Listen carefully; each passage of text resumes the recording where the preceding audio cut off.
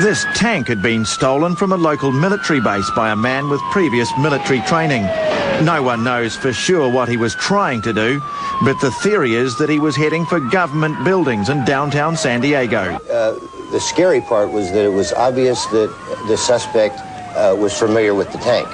We immediately got information that there were no munitions in the tank. However, if he could get to the tank, get the tank out, there was no reason to believe that he couldn't get a large shell into the cannon of the tank. In those films, you see all the vehicles behind, which are all police vehicles, keeping the public at a safe distance. If he had brought a shell into that tank, which would be quite possible, and fired that, it would have cleared 163 in the northbound lanes for many miles. There's a tank in my street. It drove through it. I mean, it demolished it. It was my van. Yeah, he pushed it all the way down here. He wanted to do it. He saw it in his eyes. He was having a good time, so.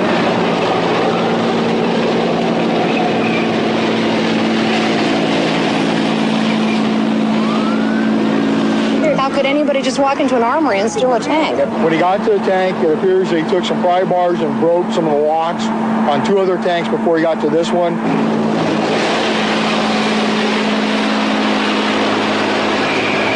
Up a tanker bar. We can stop it with a tanker bar. The police weigh up their options. One was to enter the compartment not knowing if the individual was armed. 2, they could have used gas.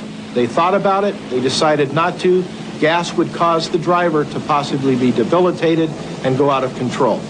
And 3, if the officers had entered the compartment when it was gassed, they would be debilitated. The next decision was, should we use lethal force? The officers decided yes, and that's exactly what they did. The officer somehow got the hatch open and ordered the driver to stop. They were afraid that he would get the tank off the barrier at any moment. He resisted and was shot dead.